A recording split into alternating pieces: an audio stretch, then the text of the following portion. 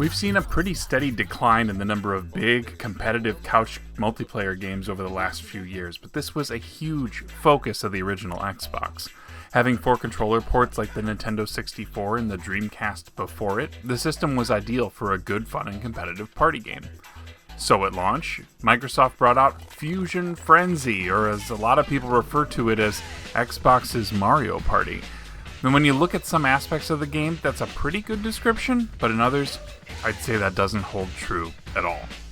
Set in a colorful urban future, Fuzion Frenzy seems to be very rave-inspired, something I wouldn't say is unique for the time period, but has been pushed aside in favor of modern, gritty realism. You'll select from one of 6 playable characters who differ in voice and appearance only, along with some of their pre- and post-game animations, but offer just enough variety to allow you to distinguish between the 4 players in the game at any given time. Ultimately, there's no discernible benefit to any one character. One of the great things about Fuzion Frenzy is that it does require 4 players, so that even if it's just you playing, you'll be up against 3 AI opponents with a variable difficulty setting. There's no drop in or drop out, so if you get someone who wants to join late, you'll either need to finish the game you're in or quit out to add them. But of course, this game is best played with a full group of 4 if you can make it happen. Your main mode is Tournament, where you'll select 2, 4, or 6 rounds. A round is made up of 3 randomized mini-games, followed by a Fuzion Frenzy level. More on that in just a moment. The individual mini-games are themed to the region that the game is in at the moment, so if it says you'll be in the Coliseum, you can expect games that take place in this rolling ball, kind of like that Atmosphere event from American Gladiators, or ones featuring this ice bumper car kind of thing.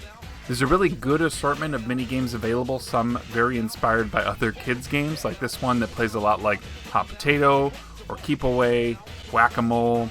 There's some short track races, bumper cars, or even this sumo one where the playing surface continues to drop off until just one player remains. You should expect that you'll find some games where you seem unstoppable and others where you just can't seem to get any traction to score points. Based on how you play, you'll accumulate these orbs, which will come into play every 4th game. It's the title game, Fuzion Frenzy. You'll be able to gamble these orbs for points in these levels, so when you see one pop up in your color, or ones that are white, those can be grabbed by anyone. You'll have to collect these orbs and return them to one of the scoring areas. But you're still competing here, your opponents can actually attack you, and if anyone hits you 3 times, they'll steal the orbs that are in your possession and can cash them in for themselves. The overall goal, gain the most points in these levels, which will add up over the duration of the entire tournament, and crown a winner. A full 6-round tournament should take about 45 minutes or so, but you do have the option to select those shorter games if you wish to do so.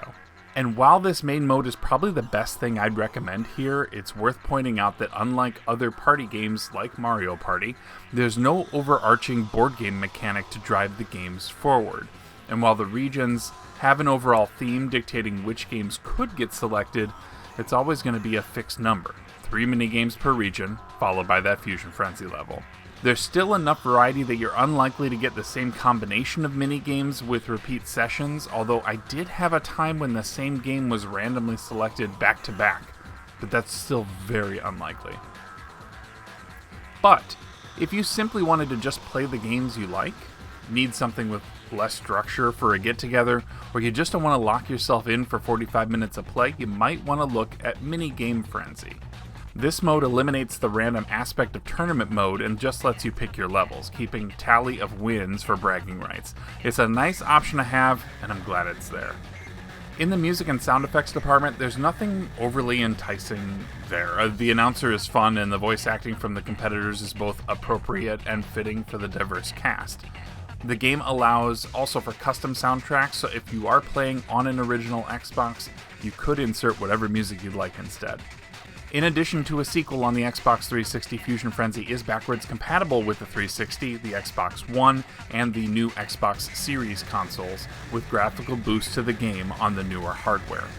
Fuzion Frenzy never offered any online features, given that Xbox Live had yet to be launched at the time of this game's original release, but you've got a ton of options to play this on whatever hardware you've got available. I feel like Fusion Frenzy is one of those games that people ignore because they just don't understand what it is, or perhaps didn't realize that the Xbox would offer something like that. It provides good fun, is relatively easy to pick up and play, and should work even for younger kids.